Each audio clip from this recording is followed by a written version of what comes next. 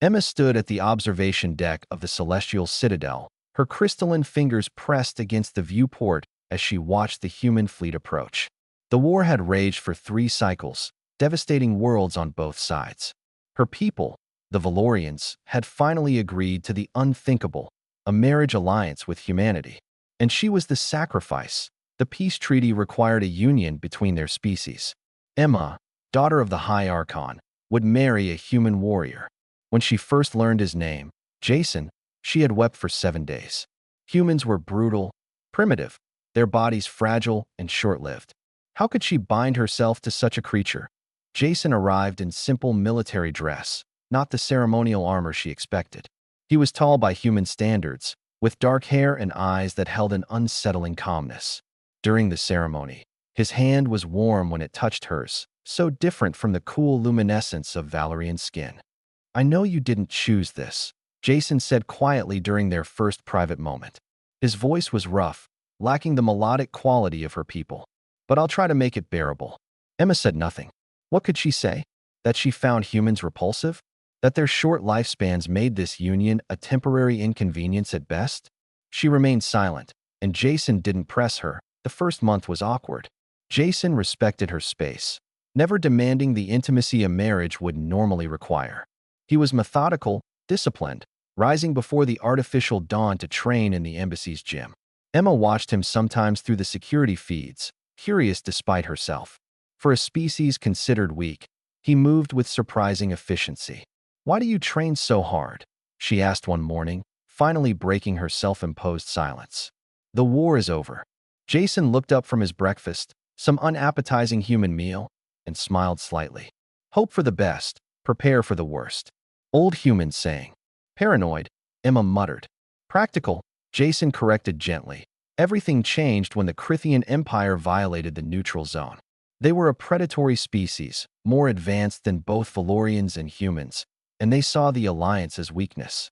Their warships descended on the border colonies like locusts, destroying everything in their path.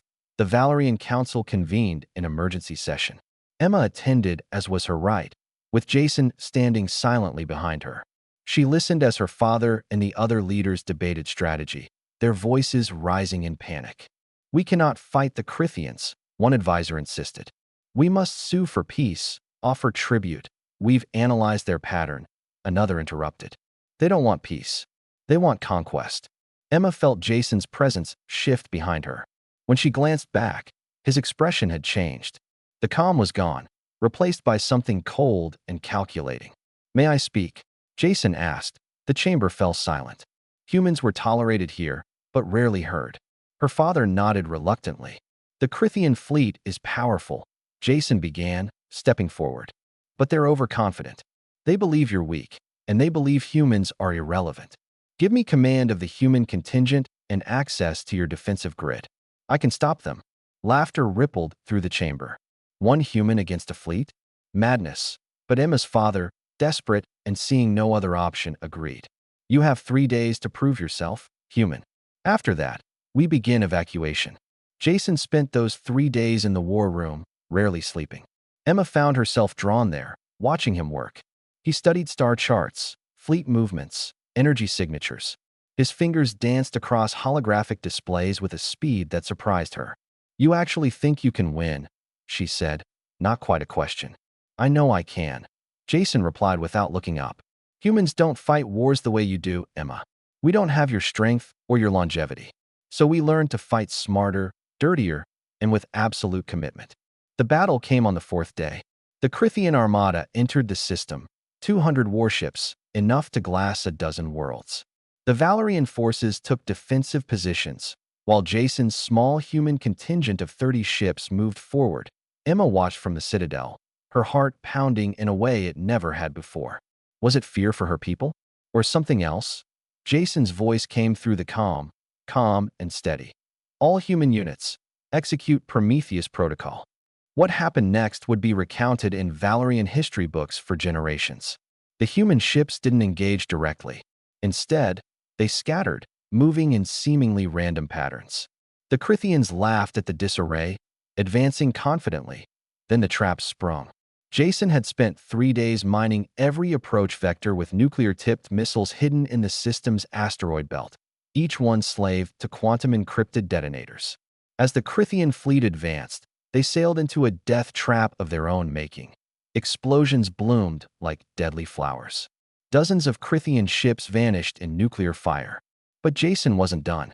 While the enemy reeled, the human ships reformed and struck with precision, targeting command vessels and weapon arrays with railgun fire moving at relativistic speeds. Humans don't have energy shields, Jason's voice explained calmly over the open channel, apparently speaking to the Crythian commander. So we got very, very good at not getting hit, and at making sure our hits count. The battle lasted 6 hours. When it ended, the Crythian fleet was broken, limping away with less than a quarter of their original strength. Not a single Valerian ship had been scratched. The human contingent had lost 3 vessels. Emma ran to the landing bay when Jason's ship docked. He emerged, exhausted, a burn across his cheek from a console explosion. When he saw her, he smiled tiredly. "Told you," he said simply. Practical, not paranoid. She moved without thinking, crossing the distance between them and embracing him. His warmth, which she once found strange, now felt like coming home. Around them, Valerian soldiers who had watched the battle cheered. Not for her, but for the human who had saved them all. "You're terrifying," Emma whispered against his chest. "Yeah," Jason agreed, holding her gently. "Humans usually are when we need to be. But Emma, we're also capable of incredible kindness, loyalty, and love. I'd like to show you those parts too, if you'll let me." She pulled back to look at him, seeing him truly for the first time. Not a primitive creature or a sacrifice for peace, but a partner. Someone who would stand between her and annihilation without hesitation. "I'd like that," Emma said, and meant it. The war that brought them together was over. But their story, the princess and the warrior, 2 species learning to be one, was just beginning.